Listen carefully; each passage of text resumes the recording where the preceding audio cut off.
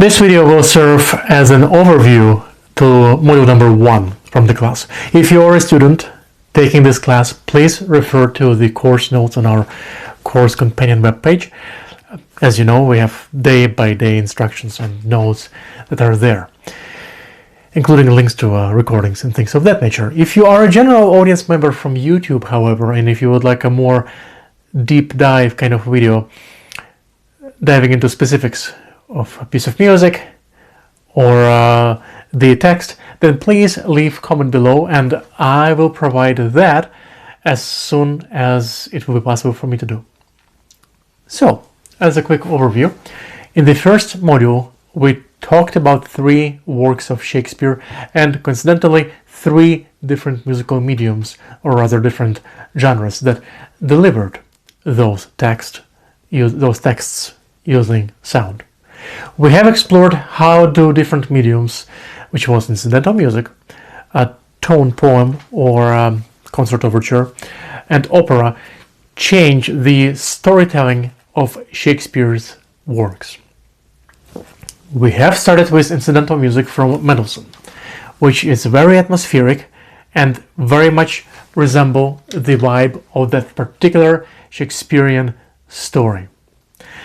Mendelssohn's pieces amplified the emotional beats. Like, think about the Springly Scherzo that led us into the magical woods, a lullaby-like nocturne that underscored the lover's sleep.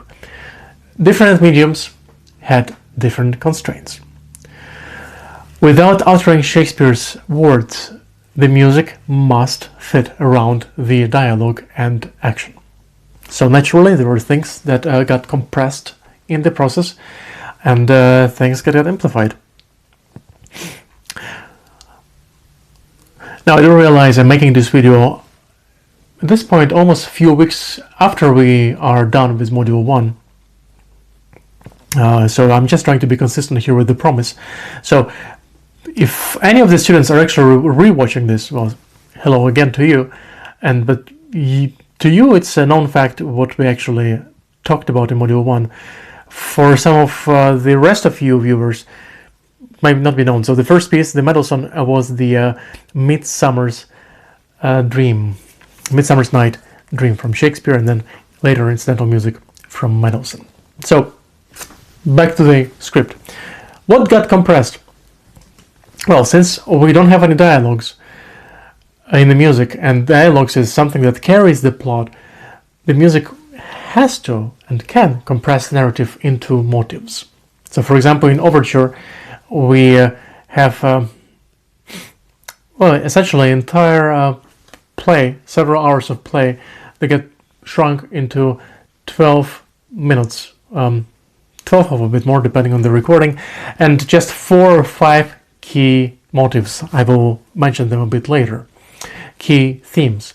So it kind of gives us a preview or memory aid. But music also can amplify things, and generally it's amplifying emotional or atmospheric facets of the world that is being depicted with the words. Now arguably the fairy magic is far more vivid with Mendelssohn's sparkling passages than it would be with the words alone. The incidental music also allows non-verbal elements of the play to shine through. For example, the comic performance gets funnier when punctuated by Mendelssohn's whimsical scoring. Think about the donkey theme, which I am not going to recreate with my voice in this recording. However, incidental music doesn't alter the story's structure. It kind of relies on the play being performed.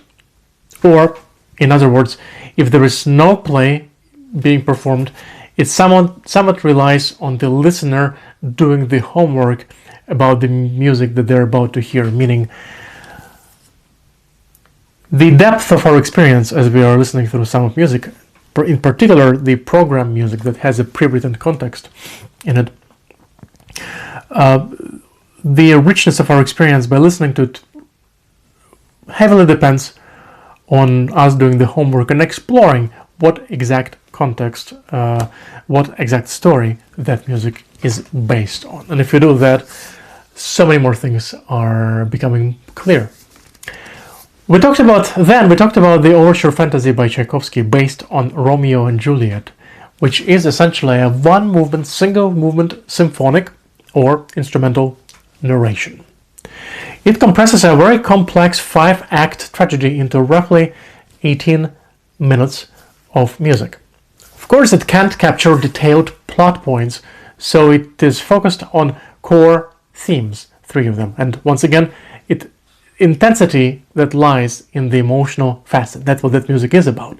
Tchaikovsky chose to represent the characters and ideas with themes such as Friar Lawrence, feud, and love, rather than following the plot literally, thus compressing most of play's events into just key recurring problem areas. We don't see via music the balcony scenes specifics, or the friar's schemes, or even which sword fight is which. Instead, multiple incidents merge into a single musical climax. For example, in the development, in the middle section of the overture, combining all conflicts all at once. Something got reframed in the process. The story becomes a musical drama of contrasts: love versus conflict, occasional peace versus violence. For example, Juliet's personal agency or side characters like Mercutio are not distinguishable. His death is subsumed under the general conflict music. The focus is reframed onto the love as a beautiful but doomed force. By using a sonata form where at the end of a piece you can find all the initially presented themes, tunes or melodies, Tchaikovsky amplifies the sense of fate. The love theme's every return feels more intense because we hear it struggling against the feud themes.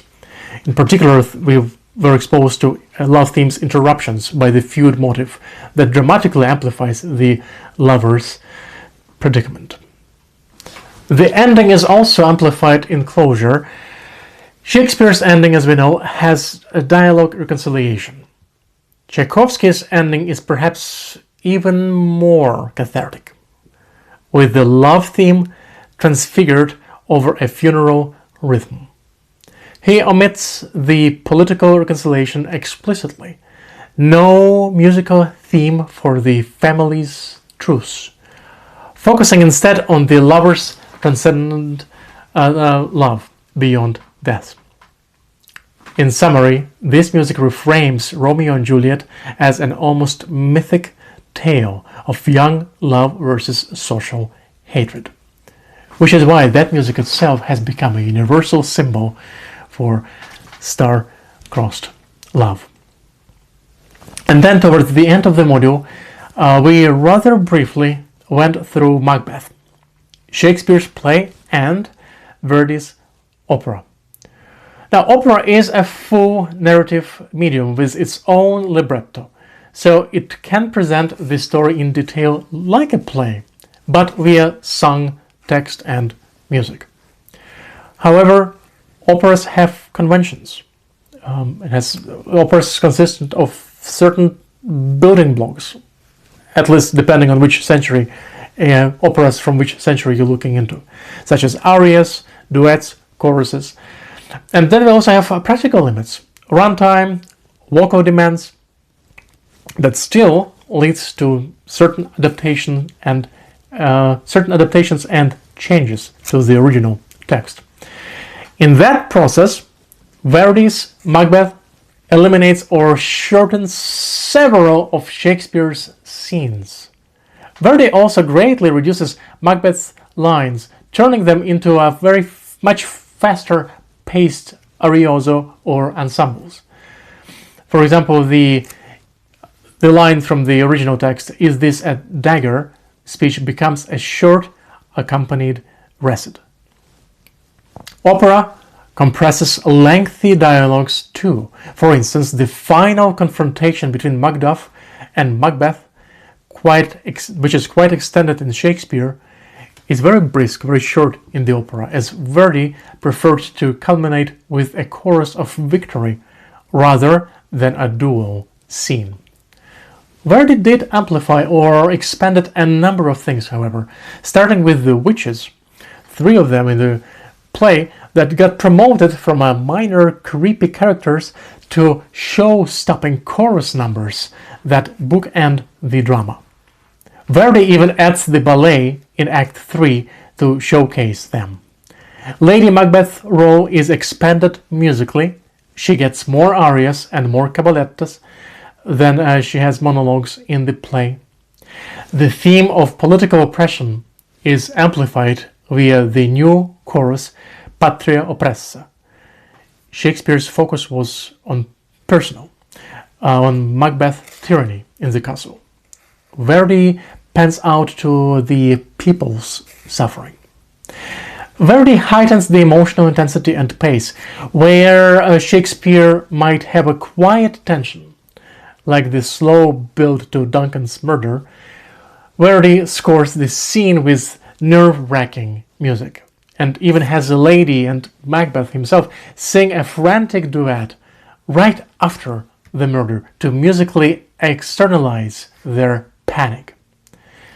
Still, we're talking about certain medium constraints. Opera had to satisfy 19th century expectations for certain structures. I already mentioned arias, ensembles, and vocal showcase moments. That's partly why Verdi and his librettist made tweaks. Also, singing inherently slows dialogues, and thus some minor plot points or subtleties get trimmed in order to keep the story moving. And finally, to summarize our adaptation insights, different mediums lead artists to focus on different facets of Shakespeare. Music can speak to the emotions and themes directly, sometimes more universally. Tchaikovsky's love theme has moved even those who never read Romeo and Juliet. In adapting, creators often sacrifice detailed plot or side characters to meet the runtime or format, but they may compensate by intensifying the core story. Adaptation is interpretation. Mendelssohn's playful fairy music interprets Midsummer as a light, magical comedy. Mendelssohn, notably doesn't emphasize Theseus's potential darker law side. His music is mostly enchanted or romantic. Tchaikovsky interprets Romeo and Juliet as primarily a tragic love, giving the feud music a clear villainous role and making the love theme the soul of the piece. Verdi interprets Macbeth as a fast-paced thriller about power and its corruptive influence, trimming poetic monologues in favor of visceral musical drama and emphasizing external forces like witches and patriotic opposition. Each adaptation choice tells us what those composers found essential in Shakespeare's story. The next public accessible video in this playlist is going to be a summary from Module 2, where we focused on Dante's Divine Comedy and music by Liszt, Tchaikovsky, and a little bit of Gustav Mahler. Stay tuned.